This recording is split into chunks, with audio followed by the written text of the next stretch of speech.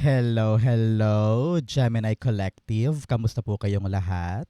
Ako po ito si James from James Tarot PH. Ito po ang inyong weekly reading for June 22 hanggang 28. So alamin natin mga Gemini kung ano po naghihintay sa inyo para sa mga petsa na yan. But first, ihanda mo na ang iyong isang tanong para po sa ating isang tanong, isang sagot. Kung meron po kayong one question na gustong-gusto mong masagot today, hawakan mo yan. At sa dulo po atin po yung sasagutin by using these cards. Okay? Let's begin. Holy Spirit, Spirit Guides, ibigay po natin kay Gemini ang mensaheng dapat nilang malaman. Inhale and exhale. Your cards for the week. Ooh, interesting. Ooh, wow, nice. Siya nga pala mga mahal kong Gemini, maraming salamat po ha sa lahat po ng mga hindi nag-i-skip ng ads, nagla-like, nagko-comment, at patuloy po sumusuporta sa atin every time po na meron tayong libreng reading para po sa inyo. Sa mga new subscribers po natin, hello, hello. Welcome po sa ating channel. And please i-share niyo po yung ating video para marami pang Gemini ang makapanood nito. And please do not skip your ads. Okay po? So, in the background of your reading, meron kang the King of Pentacles. Ngayong linggong ito, gusto mo na ng mga bagay na permanente, sigurado, seryoso at pangmatagalan. Ayaw mo na ng paiba-iba. Ayaw mo na ng temporary. Kung meron ka mang gagawin ngayon, kitang-kita ko dito yung effort mo na matiyak na hindi ako lugi dito or hindi ako kikilos ng patalo, na kailangan sigurado, kailangan tama, kailangan perfect, kailangan na update, kailangan natawagan, kailangan okay lahat-lahat bago ako gagalaw. No? Gusto mo na maging okay na yung lahat. Gusto mong maging payapa ka na kung ano man tong gagawin ko, kung ano man tong lalakarin ko, kung ano man tong sisimulan ko, I want this to be secured and sure. Kasi nakita ko dito na ayaw mo na magsayang ng oras, pera, atensyon, pagod. Gusto mo nang matiyak na akin to, magagawa to, successful to. Kaya nagpapaka-focus ka ngayon sa seryosong aksyon, seryosong bagay. Ayaw mo na ng laro-laro. Ayaw mo na ng malabo or hindi sure. You want something that is garantisado. Maganda yan para sa'yo. Especially here in your core energy, meron kang the 9 of Swords. Oh, medyo nalulunod ka ngayon sa dami ng problema. Iniisip mo, paano ko kaya yun susolusyonan? Paano ko to gagawin? Paano ko to malalagpasan?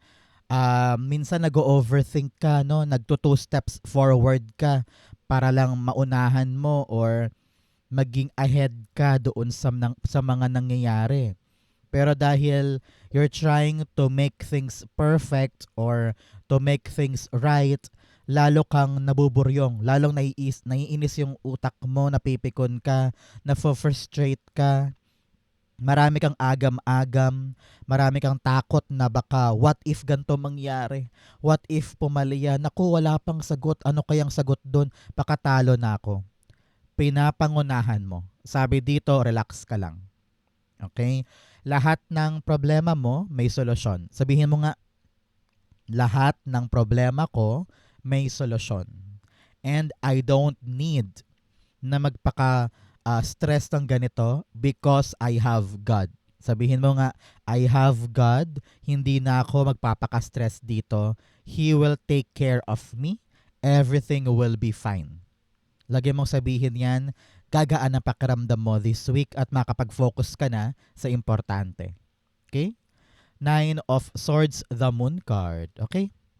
Napakalinaw dito na talaga namang you feel so down. You feel so parang lunod na lunod doon sa problema. At wala kang makitang daan kung paano siya masosolve.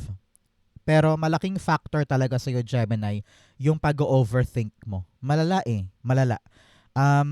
Siguro, i-evaluate mo yung mga iniisip mo. Karamihan dyan, hindi naman talaga mangyayari. Yung mga kinakatakot mo na yan, hindi yan mangyayari. Panahon to para magkaroon ka ng pambihirang tiwala sa Diyos na whatever happens, He will guide you. He will protect you. Hindi ka niya papabayaan. Soon, the answers will come. Masisiguro mo na rin yung magandang outcome at hindi mo na hahayaan na mapuno ang isip mo ng mga kanigahan. Okay? Kayang-kaya mo yan. So, mga Gemini, ano ba yung mga hinihintay mong dumating ngayon? Comment down below. Meron ka bang inaasahan na sabi mo, please God, give it to me this time? Comment mo na. It will happen to you. Okay? In the area of what you need to focus on, meron kang the Three of Cups. Sabi dito, mag-focus ka sa brighter side ng sitwasyon. No? Huwag mong ubusin ang oras mo kakaisip sa kanigahan, sa pangit na mangyayari, sa mga kasawiang palad, sa mga maling sitwasyon, di ba?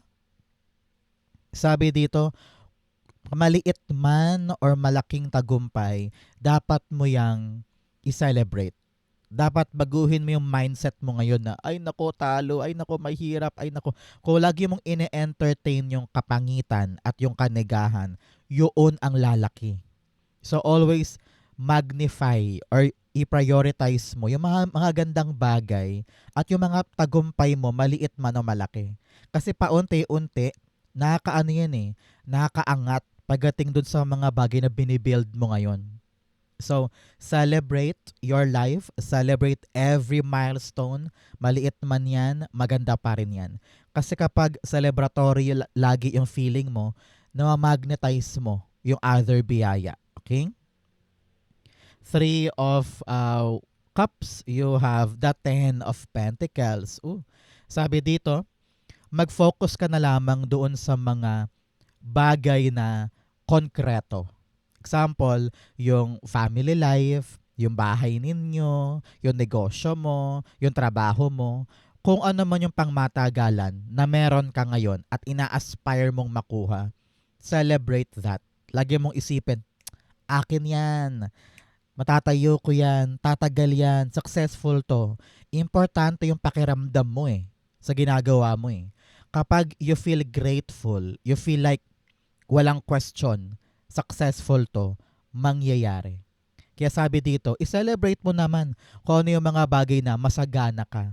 Saan ka ba mayaman? Mayaman ka ba sa kaibigan? Mayaman ka ba sa pamilya mo dahil close-knit kayo, tulungan kayo? Mayaman ka ba sa partner dahil suportado ka niya, mahal ka niya, matagal na kayo sa relasyon ninyo? O kaya, ito ba yung negosyo na mula dalaga ka pa lang, inaasikaso mo na? Be thankful, be grateful. Kasi maraming tao sa mundo ang nangangarap na magkaroon sila ng meron ka. 'Di ba? So be grateful. So, mga Gemini, taga saan po kayo? Saan parte po kayo ng Pilipinas o buong mundo nag-e-enjoy ng ating special reading for you? Comment down below. In the area of what you need, meron kang the Knight of Swords. Ang kailangan mo ngayon, laban. Huwag kang papatalo sa iyong mga iniisip na kanigahan. Nag-overthink ka lang, nag-overanalyze ka lang. Alam ko na marami kang tanong, marami kang mga iniisip na kaliwanagan tungkol sa mga bagay-bagay, pero huwag mong pipilitin. Okay? The right answer will come in God's perfect time. Pero ngayon, wag ka mawawala ng energy, gana, or sustansya para ipaglaban yung mga gusto mo. The fact na gigil ka at seryoso ka na para patubuin at palaganapin at patagalin yung blessing na ito, enough yun. Kaya, be strong, be brave, so good. Knight of Swords, the Nine of Cups. Alam mo na, pag lumalabas to, time na for your Gemini to make a wish. Pumikit ka na, mag-wish ka na ngayon, darating yan para sa'yo. So, meron kang 9-9 here, tinatawag ka talaga to release, no? Pakawalan lahat ng kanigahan. Nasa core energy mo to, ibig sabihin, marami kang iniisip ngayon na medyo down, medyo malungkot, nag-iisip ka ng mga, ay naku, baka pangit ang mangyari. Naku, baguhin mo yan. Always believe that your dreams are within reach at walang imposible para sa akin. Sabihin mo nga, walang imposible para sa akin. So, madali mo tong maabot kung talaga meron kang stamina and power and might and fighting spirit to reach it. Okay? Yun ang kailangan mo ngayon. So, good tayo sa ating pangarap. In the area of what's affecting your current energy, meron kang the Judgment card. Sabi dito, itaas mo sa Diyos. Lahat ng alalahanin mo, lahat ng mga problema mo, lahat ng mga bagay na hindi mo kayang solusyonan ngayon, lahat ng tanong na hindi mo masagot, kahit anong pilit mo, wala kang kasagutan. Marami kang pangamba, marami kang stress sa puso mo. Itaas mo sa Kanya. Sabi mo, God, you know what? Ito ang pangarap ko para sa akin, sa pamilya ko, sa future ko. Gagawin ko po siya. Magiging sigurista po ako. Mag-iingat po ako. Aalagaan ko ito, pero tulungan mo ko. Tinataas ko sa iyo lahat ng takot ko, lahat ng alalahanin ko, tulungan mo ako. No? If you have that kind of mindset this week, gagaan ang pakiramdam. And you will feel like, okay, hindi ko kailangan ng sagot sa lahat-lahat. Ang kailangan ko lang tiwala from God. Okay na ako, lalarga na ako, lalaban na ako. Hindi ko kailangan magpakalunod sa problema because I know protektado niya ako. If you have those kind of elements in your heart, in your mind, kahit malabo, kahit maraming problema, kakayanin. Okay? So now, just put your hands above you. Sayo mo, God, I will do this. Protect me, guide me, okay ako. No? So judgment's all about bagong buhay, pagkagising, realization na parang, bakit ko ba to iniisip? Bakit ko ba to dinidibdib? Bakit ko ba to masyadong pinoproblema? I have naman God with me. Bakit ko ba gustong malaman lahat agad-agad? Kung kaya ko naman siyang dahan-dahanin and the answer will pop up, no? Kapag kailangan na siyang dumating, no?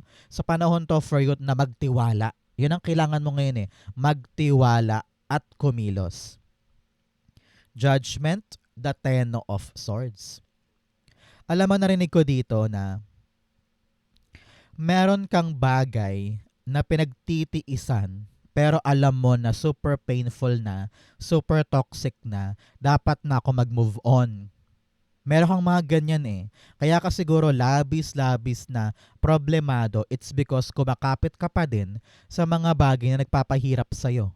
Maaring tao yan, baka lover, baka dating pangarap o dating inasikaso na akala mo yun ang buhay mo. Pero na-realize mo, ay, puro pain lang ang dulot sa akin. Puro sakit lang, puro problema lang. At gusto mo nang makaahon sa'yo mo, God, gusto ko nang makabawi sa buhay, tulungan mo ko. Huwag ka mag-alala, there is a big indication na tapos na yan, ending na yan, no? Dulot-dulo na yan.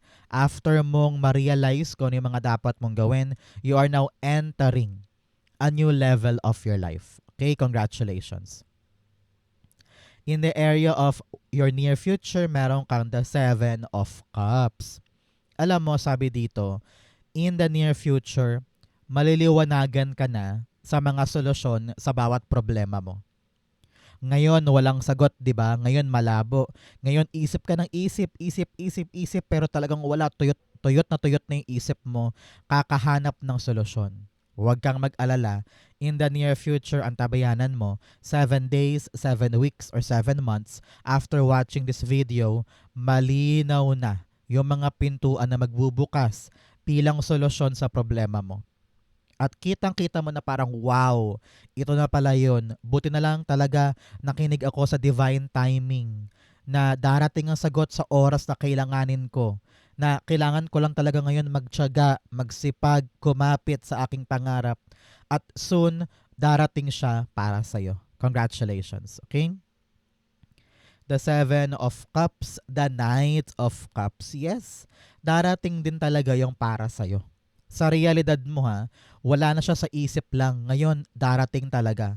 Kung ano yung pinangarap mo noon, ihahantad sa kamay mo ngayon. No? So parang, this is a great time para to pa rin yung pangarap. Someone saw kung ano itong bagay na gusto mong gawin at itong taong to ang tutulong sa'yo para ma-accomplish yan. Congratulations. Dati nasa pangarap lang, ngayon nasa realidad na. Nahahawakan na, nalalasap na, naaamoy na. Congratulations, okay?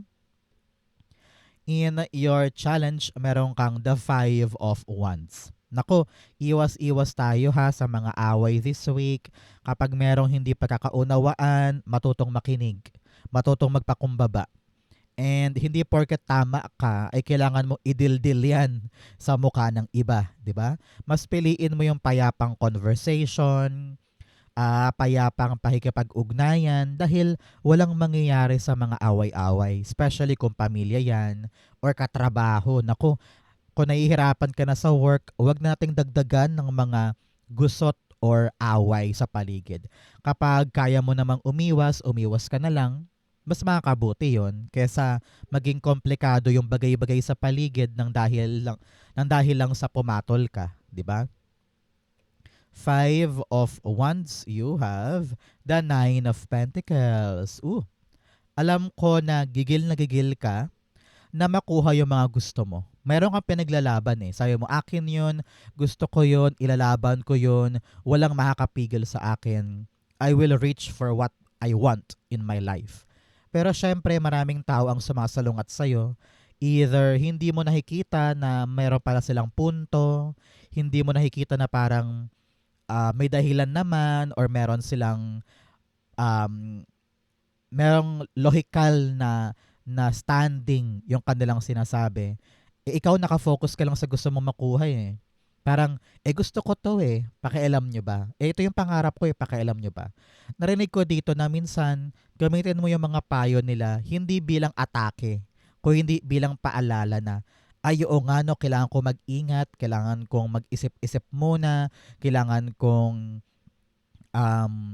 pagmuni-munihan kung tama ba tong sinusungkit ko, kung tama ba tong proseso ko, kung meron ba ako nakakaligtaan, kung meron ba akong maling ginagawa, di ba? So, do not fight people just because they are questioning what you're doing. Sometimes, baka meron kang hindi nakikita na very visual para sa kanila. So, listen.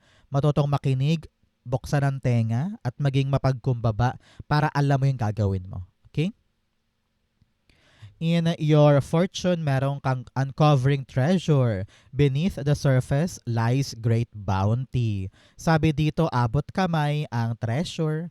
Akala mo lang mahirap hukayin pero mababaw lang pala yung pagkakabaon doon sa treasure. So anong ibig sabihin nun para sa'yo? Huwag mo laging isipin na mahirap. Huwag mo laging isipin na, hay, huhukayin ko yung treasure. Paano kung malalim yan? Paano kung abutin ako ng 12:00 na madaling araw? Pinapangunahan mo ng mga takot mo.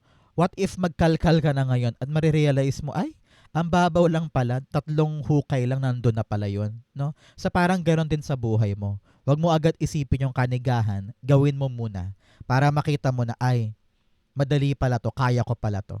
Okay? In your fortune, you have the Strength card. Ngayon, sabi dito, sisiw. Sisiw yung mga bagay na akala mo mahirap.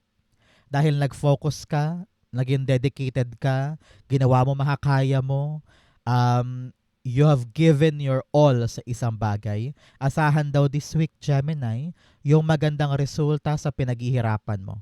No? Kitang-kita ko dito parang tahimik ka lang eh. Meron kang ginagawa at nagpapasensya ka.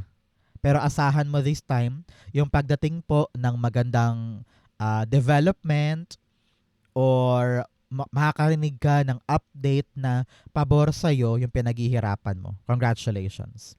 Strength, the Six of Pentacles. Yes, pinagtiyagaan mo talaga to. Maaring tinrabaho mo to in the past, pero ngayon daw, ibibigay na. Dahil you have given your all, equal give and take ito. Ibibigay na sa'yo, either halimbawa yung bayad, yung utang, yung loan na pinilahan, yung approval sa inasikaso, ibibigay na ngayon. Congratulations. In your divine messages, meron kang bring love into the situation. Sabi dito, mahalin mo yung ginagawa mo para hindi ka nabuburyong ng ganyan, hindi ka puro kanigahan. Kasi kapag minamahal mo yung ginagawa mo, mag-e-enjoy ka. At kapag nag-e-enjoy ka, hindi mo na binibig deal yung mga kanigahan at sinasabihan mo ang sarili mo, kaya ko to, magagawa ko to, okay ako. Parang ganyan. Okay? In your divine, you have the Five of Cups. Payo sa'yo, wag mo nang iyakan pa yung mga talo na. Wag mo nang iyakan pa yung tapos na. Always move forward. Para kang gulong na paikot-ikot-ikot paabante. Huwag kang hihinto, huwag kang tatambay sa problema or tatambay sa bagay na hindi mo na kayang baguhin pa. Learn to accept and move forward sa mga bagong bagay. Okay? King of Swords. Yes, maging matalino ka ngayon. Tignan mo yung realidad mo. Hindi pwede nakatanaw ka sa mga what if. What if mabalikan ko pa yun? What if mabago ko pa? What if mapakiusapan ko pa? Pag alam mong nakalipas na, nakalagpas na, hayaan mo na. Dapat mong ma-realize at maunawaan na mayroon pang mga bago naghihintay para sa'yo. Doon tayo mag-effort, doon tayo kumilos, doon tayo manindigan. Okay? Kailangan ngayon matatag ka, matapang at action-oriented. Outcome mo yan, bigyan mo na kita ng fortune cards. You have box, you will receive a gift. Wow.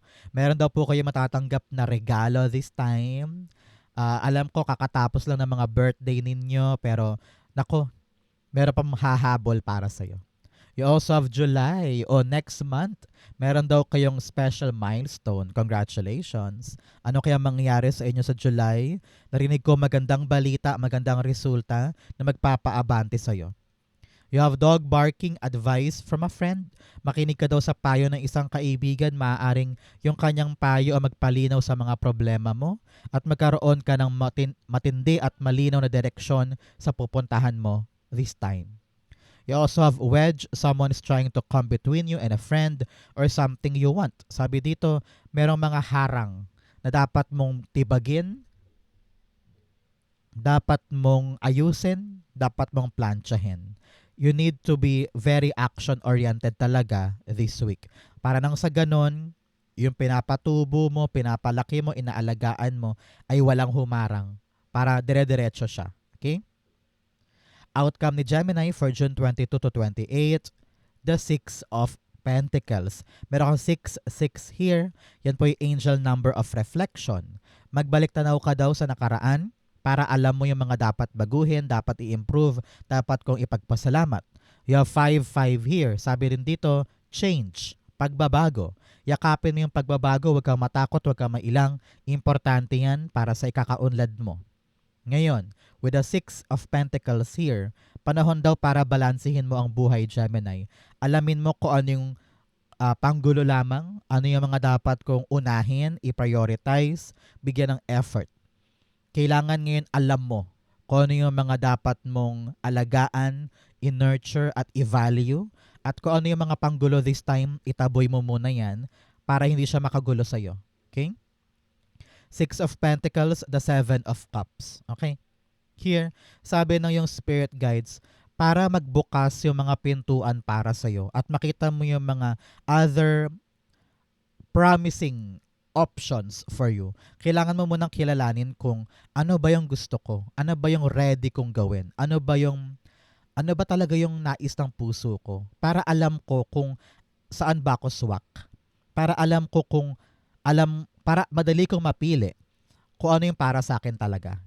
Kasi kung nagbibigay ka sa iba't ibang bagay sa buhay mo, tapos hindi naman lahat yan mahalaga, paano mo pipiliin kung ano yung magiging promising for you? Diba? Example, ikaw ay nangangarap makapasok sa showbiz.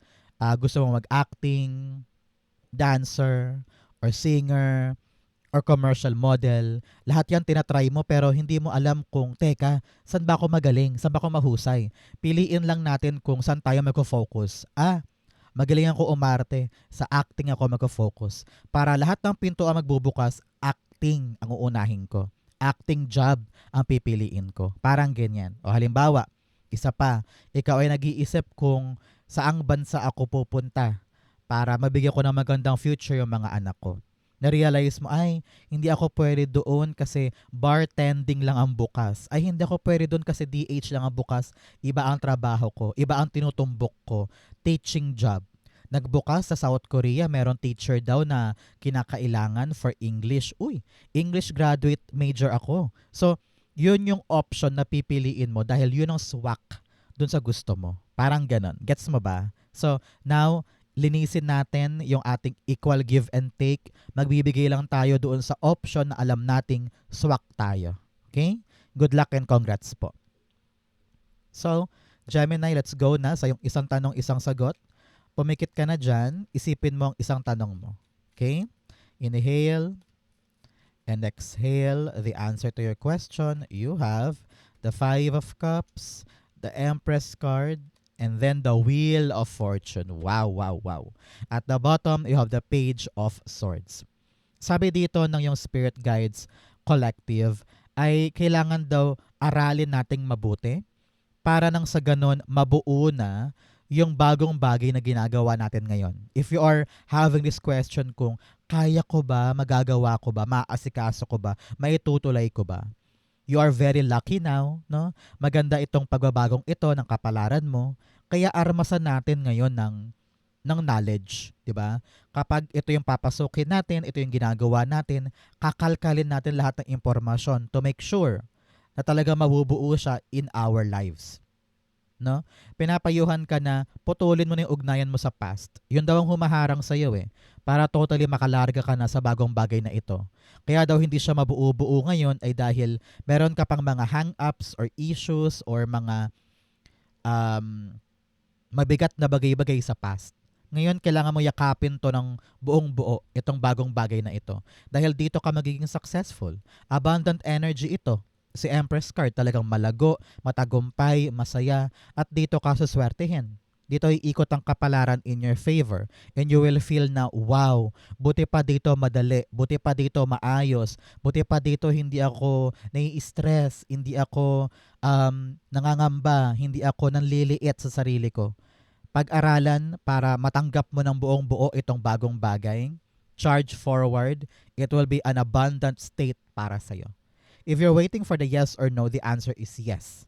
Posible, magaganap, mangyayari, basta kailangan kalimutan na yung nakaraan, putulin para magkaroon ka ng bagong pangyayari ngayon.